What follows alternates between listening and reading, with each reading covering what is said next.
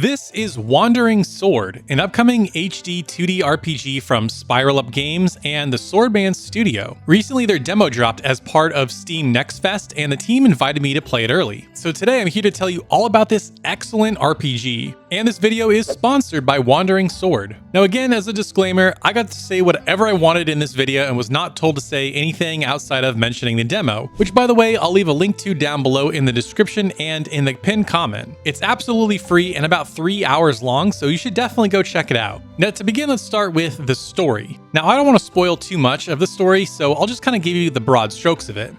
In the game, you play as Yuen Yi. He's a mercenary kind of bodyguard character. Now, at the beginning, your mission will go wrong. He's been poisoned and needs to recover in a mountain village. Now, I know that's not much to go on, but I don't really want to spoil much more of the story. A lot happens in those 3 hours I played, and there's lots of characters, and I just want to have you experience it for yourself. But here's what I will say. It's told mostly through these visual novel style segments, although the character models do emote, which is really cool. However, the character portraits don't change expressions or animate in any way. It's just kind of the same portrait every single time, and there's also no voice acting. This isn't necessarily a bad thing, but it would have been nice to liven it up with either some more expressions or some voice acting. And also the one thing that definitely needs to improve for the final release is this font is just way too small and you can't adjust it as far as I know. Now I have pretty good vision. I don't wear glasses, I don't have contacts, but it was really hard for me to read this. I had to really concentrate to kind of read some of the smaller stuff here. In the final version, they definitely need to either make it bigger or give us the option to increase the font size.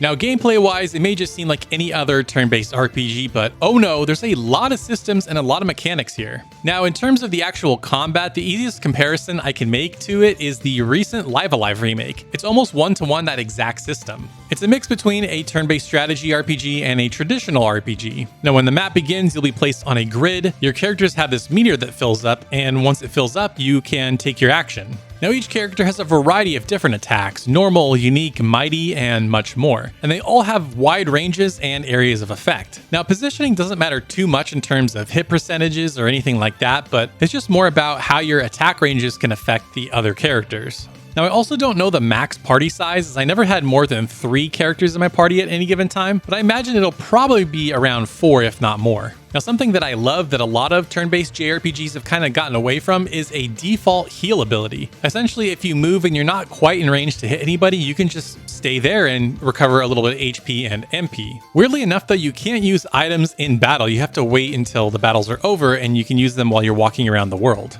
Now you need to be careful though, because if a character gets KO'd in the middle of a battle, you can't revive them. They're just gone for the rest of the battle. However, they will return after the battle is over. Outside of a few boss battles, I would say the game is relatively easy, so you don't really have to worry about dying too many times or it getting too difficult. Overall, I really like this system. It felt fast-paced yet strategic, which is a really hard thing to balance. I also love that the battle animations for different attacks aren't overly indulgent. They just get in and get out so you know what's going on. And what's also cool is that Yi can use a variety of different weapons. For me, I used fist weapons, but you can try others like swords, spears, bow staffs, and much more. Now let's talk about the leveling system because it's pretty unique. Now after every battle, you'll earn money and martial points. Now martial points are used to level up specific attacks and abilities to make them stronger. However, leveling up certain abilities grants you a new type of currency called meridian points. Now with meridian points, that's where you can increase your character stats like defense, attack, HP, and much more. It's kind of an interesting balance to make sure your attacks are leveled up enough and making sure you increase your stats enough to make sure everything's kind of balanced. What is nice though is that battles are relatively short and easy, so you can really grind out martial points quickly if you want to level up your characters. Now while I appreciate that they're trying something different in terms of a leveling system, I did feel like I was fiddling around with menus a little too much almost after every battle, and it kind of got annoying and tedious after a little while.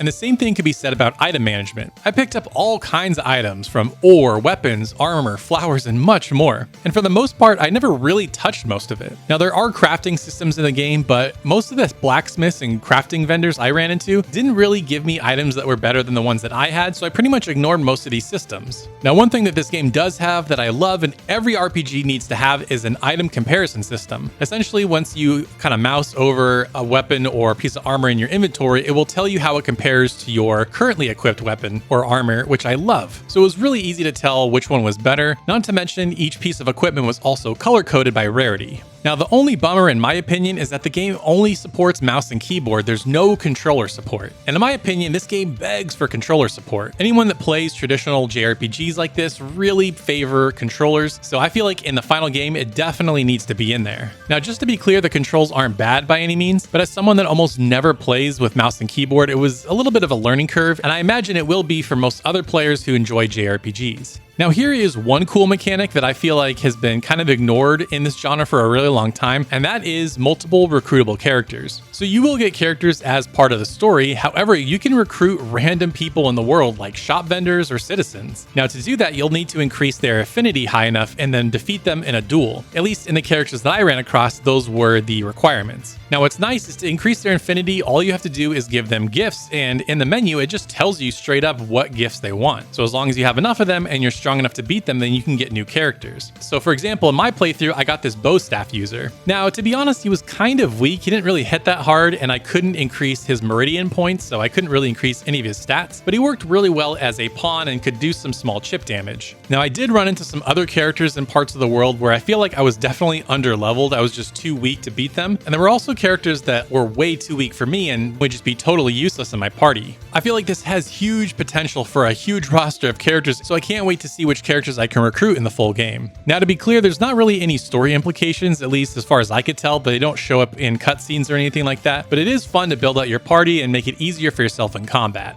Now, we can't forget to talk about the game's gorgeous art style, as it's the thing that grabs your attention right away. Now, if it wasn't for the font and the character portraits in story moments, to me this would look like any other HD 2D game from Square. And in my opinion, I feel like it looks better in certain areas, especially in animation. There's also tons of cool spell effects and beautiful environments. In my opinion, I feel like the setting of ancient China really showcases this art style in a great way through the beautiful nature, as well as the inns that are adorned with these cool looking lanterns. I also feel like the depth of field is not nearly as aggressive as some of the Square HD 2D games, in particular Octopath Traveler, so you really get a good sense of the world without everything being blurred out. And what's cool is there's also a traditional world map whenever you leave towns. Now, there's not much to do there, but it is a cool way to separate the world and have more recruitable characters just walking around. Now, I don't know why I didn't record in 60 frames per second, but the game does run at a buttery smooth 60 frames per second. It also looks really crisp, runs super well, and it basically has non-existent load times. It also has a fantastic soundtrack. It really matches the ancient China vibes really well and has an amazing use of flutes and guitar. Overall, it just creates a fantastic atmosphere. I gotta be honest, going into Wandering Sword's demo, I was kind of worried that it was simply trying to imitate the HD 2D look, but not do anything else. I'm happy to say that I was pleasantly surprised. The game looks fantastic, has great music, a really solid combat system, and deep leveling. I went from mildly interested to super excited for the full release. That said, they definitely need to adjust the font and add controller support. If they can fix those things, this will shape up into a fantastic game. Now, once again, I want to thank Spiral Up Games and Wandering Sword for sponsoring this video. If you want to check out the demo for yourself, I'll leave a link in the pinned comment in the description so you can go try it. Like I said before, it's about 3 hours. You can get a really good sense of what this game will have to offer. Now, if you want to stay up to date with all things JRPGs throughout 2023 and beyond, be sure to subscribe so you don't miss anything. Thank you so much for watching, and we'll see you next time.